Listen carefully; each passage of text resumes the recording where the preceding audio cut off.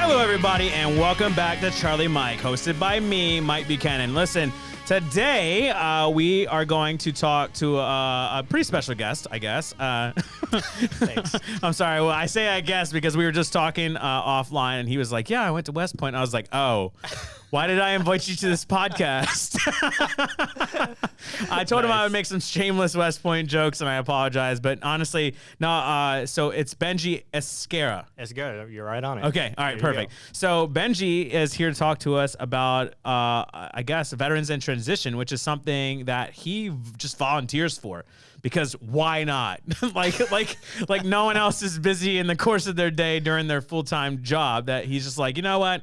Veterans are important enough to just volunteer my time to do this. So he's going to be telling us a little bit about his volunteer project that he does, which helps a lot of veterans basically get in the same room with hiring authorities from some pretty big businesses and learn some interview techniques and all sorts of different things while at the same time possibly interviewing for a job. Yeah.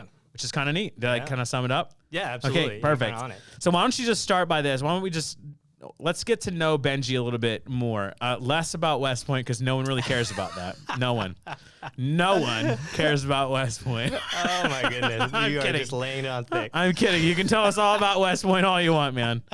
Just have at it.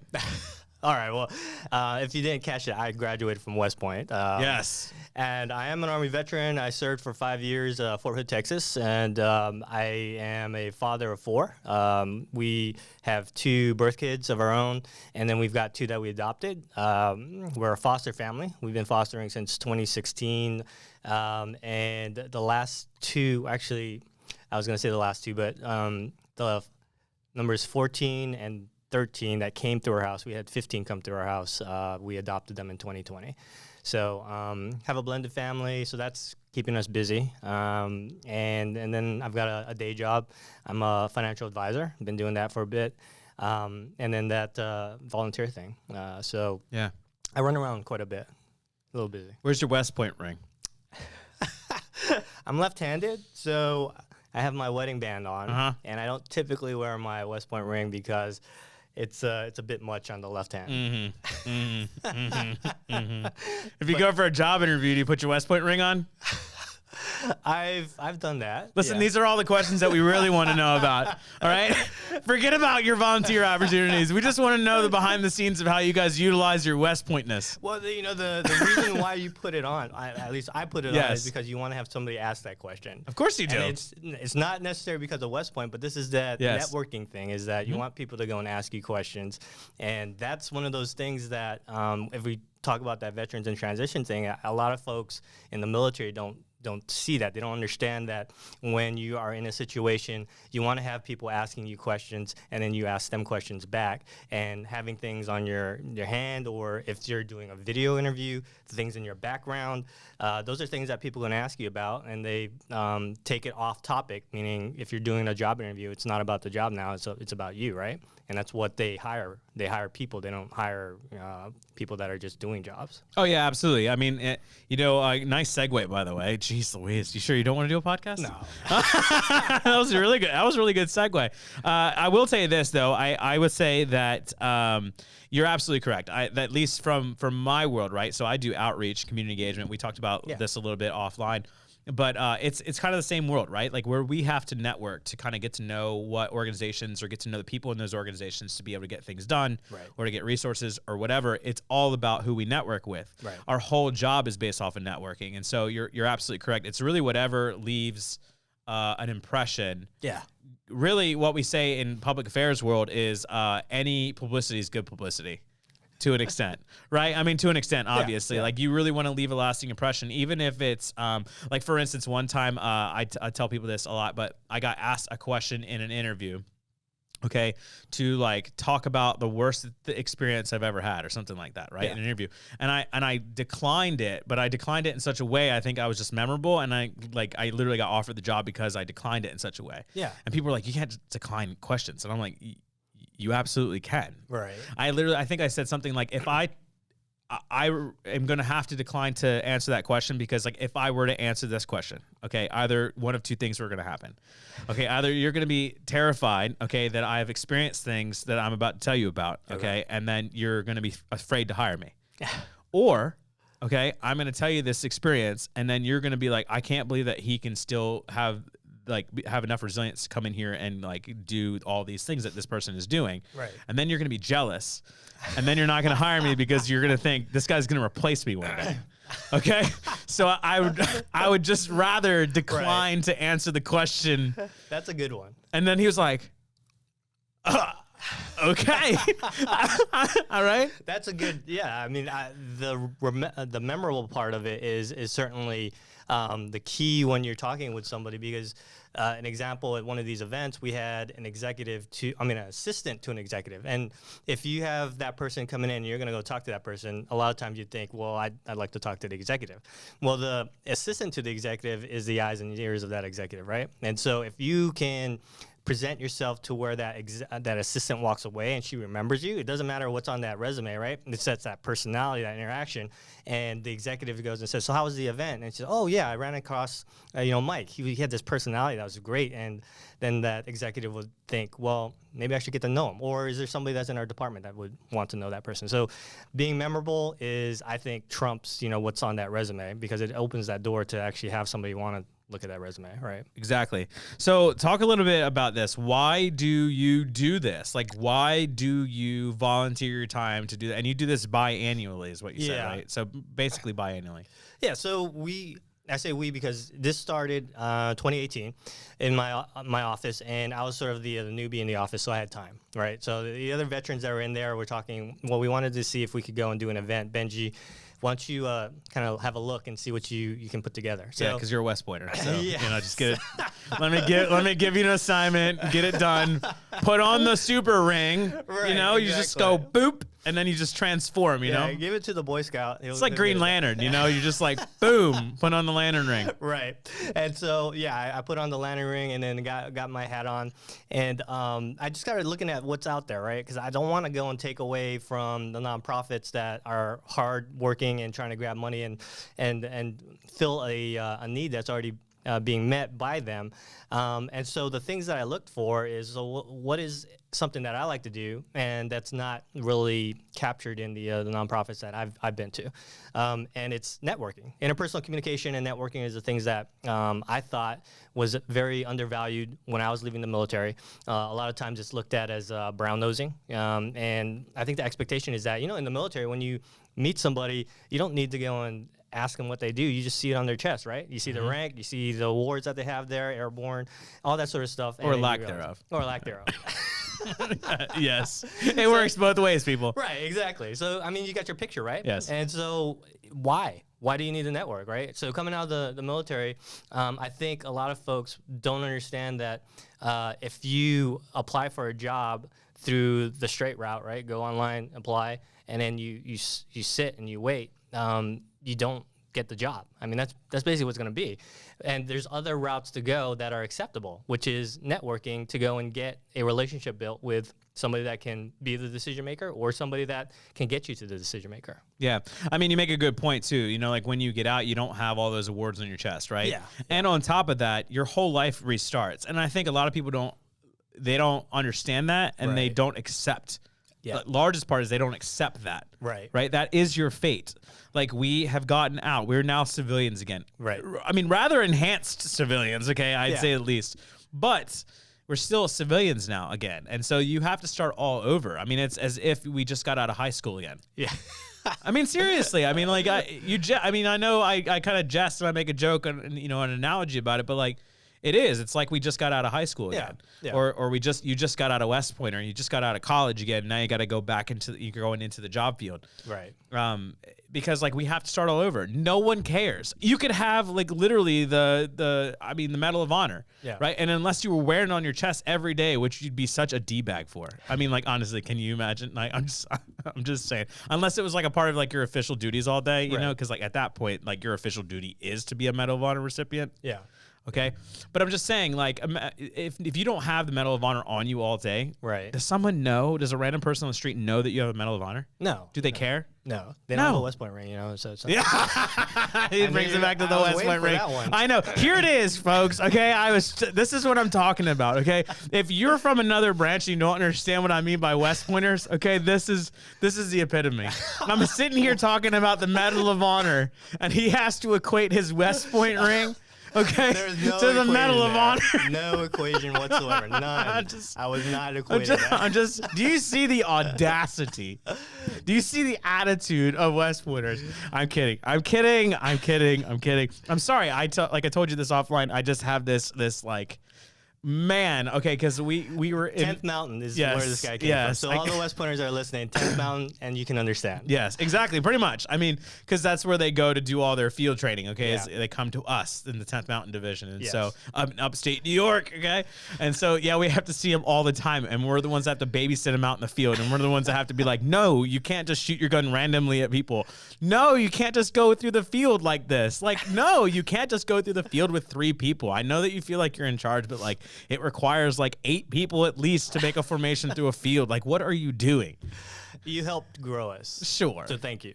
Oh, you're welcome. I mean, like, I helped glorifiedly. No, that's not even a word. See, this is why I probably should have gone to college. I was a glorified babysitter for a while. But yeah, so that's why us and West Pointers, I kid. You guys are great. You guys are awesome. For somebody, not for me.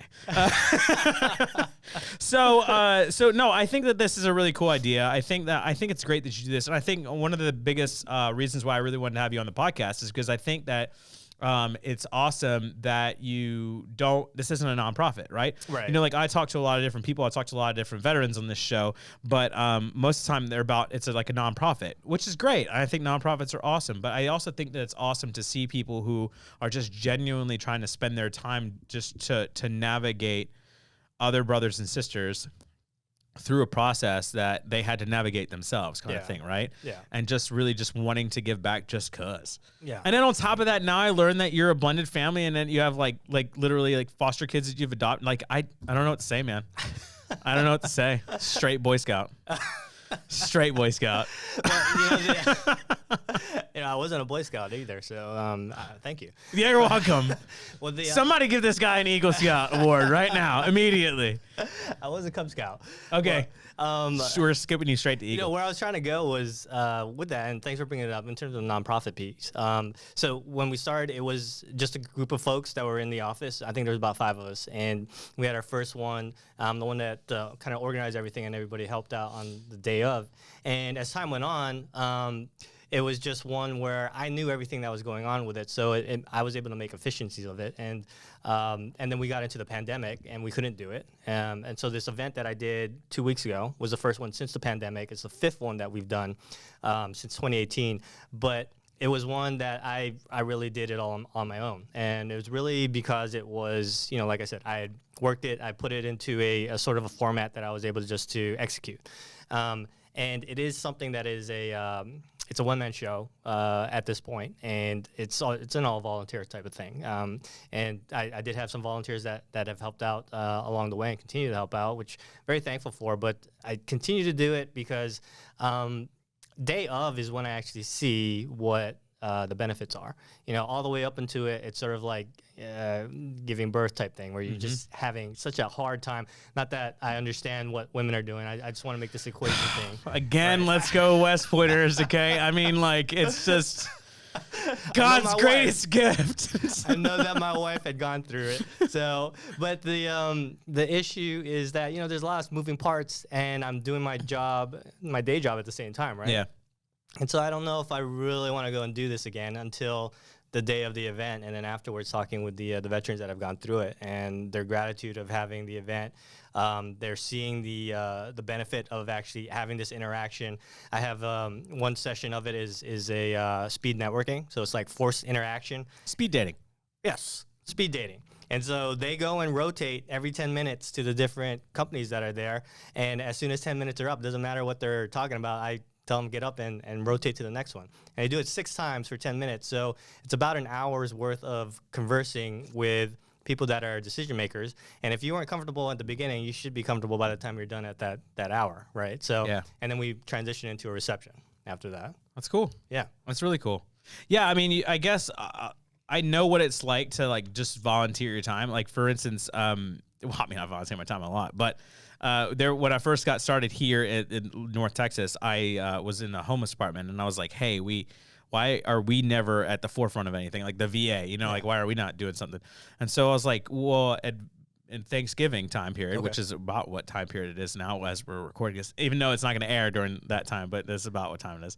And so we would sit there and send all these veterans these turkey, like, hey, go get a turkey program, or hey, go get a box of food, or hey, go get a whole meal and be fed for Thanksgiving. Yeah. And I said, why aren't we on the forefront of this kind of stuff, right? And they were like, oh, it's too much to plan. I was like, so we're lazy. Like, that's the answer to that. Yeah. So I literally went and partnered with a food pantry, and then we did that. So the first year, my boss said it was the stupidest idea ever, right? And then I wasn't allowed to do this sort of thing on company time. So I was like, cool. So I organized it all and then took leave.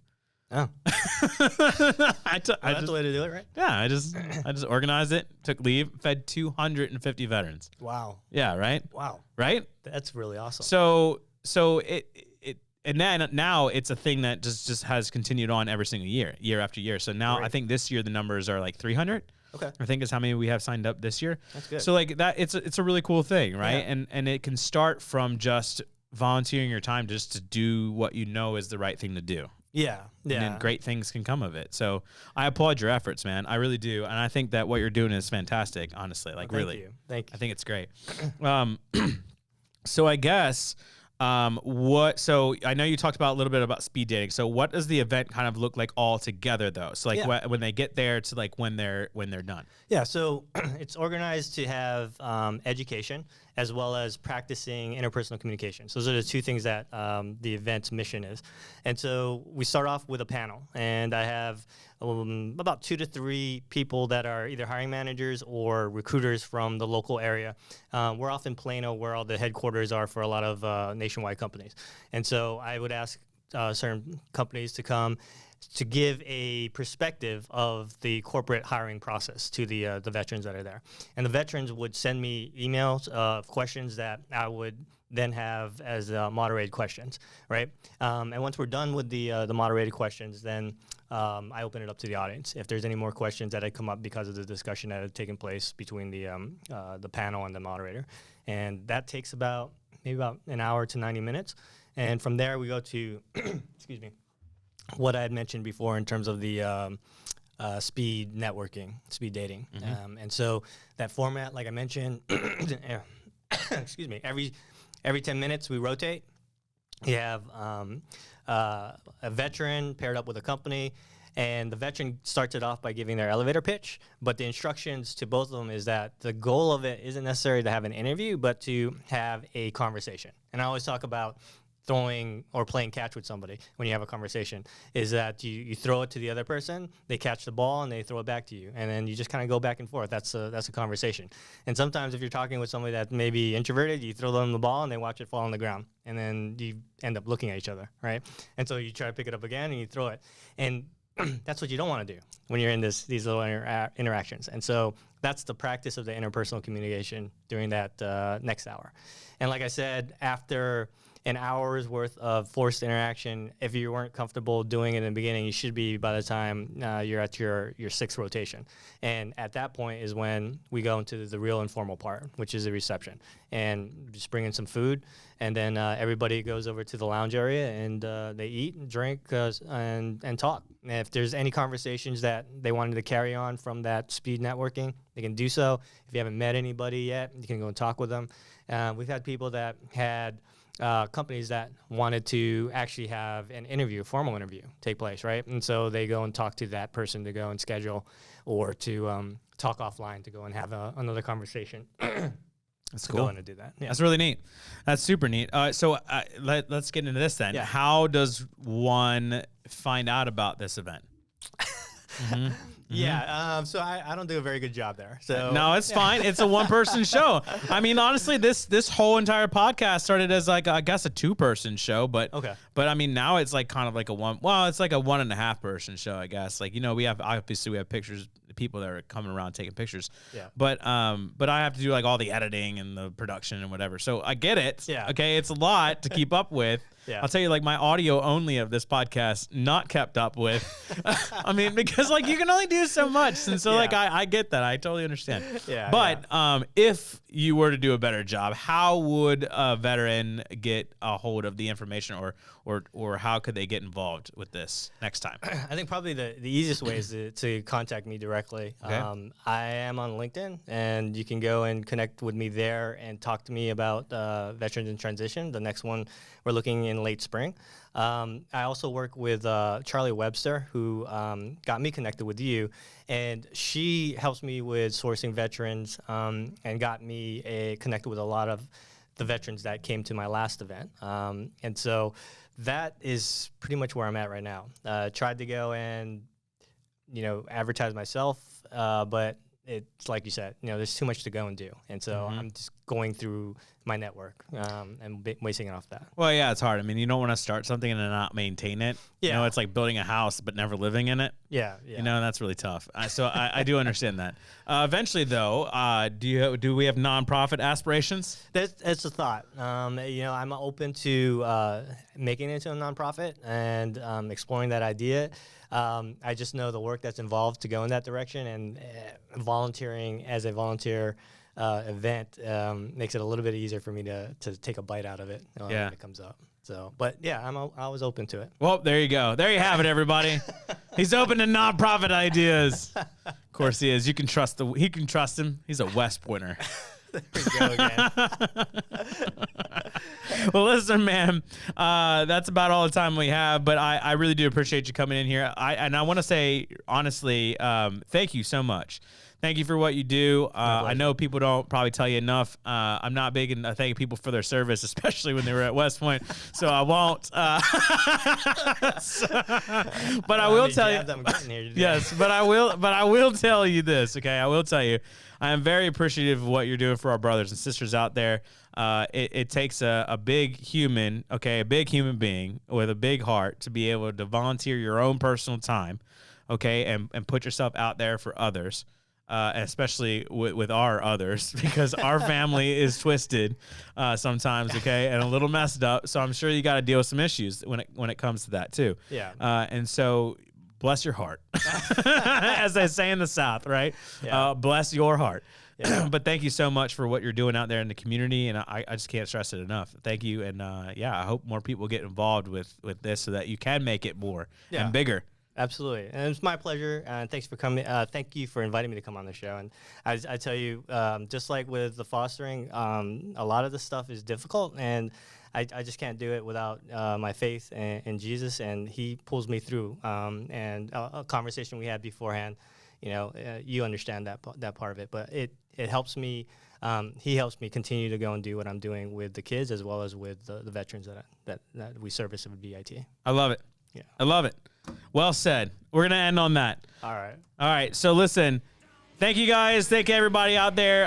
Listen, make sure to like, subscribe, leave comments. Please, for goodness sake, just leave some comments. I know I always say that, but no one ever leaves comments. And I know you're laughing. It's funny, but it's not funny. I really want people to leave comments. I love comments. I love responding. So yeah, that's it. That's all we got for you today. Make sure to like, comment, subscribe, like I said, and make sure to check out our other videos too. We got some pretty good ones out there. And as always, remember, no matter how bad things seem to be, just Charlie Mike.